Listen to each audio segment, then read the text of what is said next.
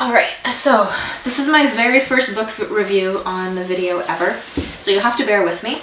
I joined a book club and this is the second read that we've had. It's called The Goldfinch and it's by Donna Tartt.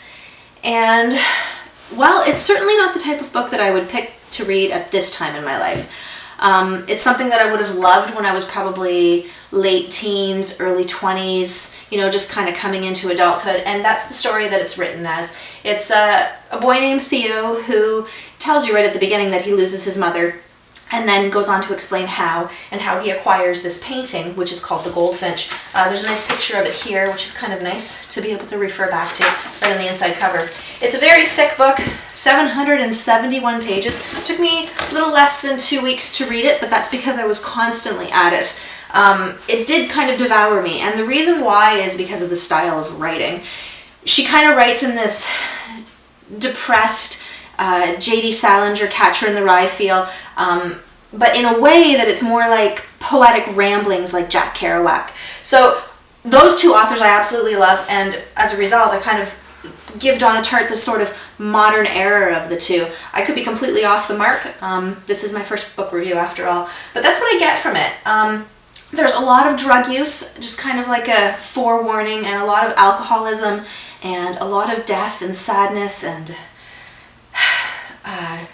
tragedy, and only mild triumphing over it. So this is the problem that I have with this book. It's very, the main character is very egotistical, and well, it can be hard to read at times.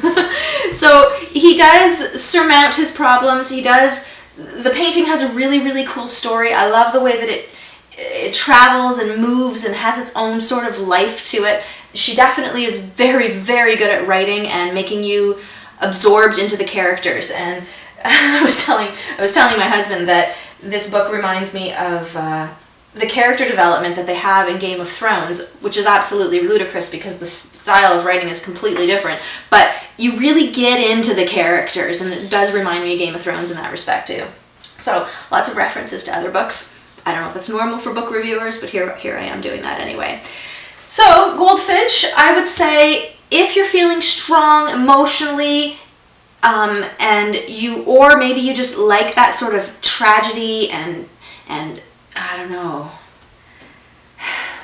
the word to use. If you like that, definitely read it. And if you like poetic ramblings, definitely read it. I would love to read to you from the book, but I know that I'm not legally allowed to do that on YouTube. So I would highly recommend that you go to the beginning of chapter 7, page 375. It really gives you an idea of how she writes. So even without ruining the story too much, so that's kind of nice too. It's not really a spoiler. The last paragraph on page 470, absolutely amazing, might blow your mind a little bit. And then the hardest part, if you want to read some really tragic stuff, really, really hard to read, page 476 and page 477. He talks about lost art at the bottom of page, sorry, she. I'm saying he because the main character is a he.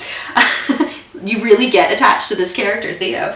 Anyhow, talks about lost art at the bottom of page 559. It's an awesome read. And Boris, which is Theo's best friend in the book, he goes off on a tangent about good and bad, and it's really intellectual and deep and beautifully written, and that's on page 745. So, once again, Goldfinch by Donna Tartt. Highly recommend you read it, if that might be your sort of thing. If not, then it can be pretty grueling to get through the 771 pages. Glad I read it, glad it was part of the book review, and that's about it.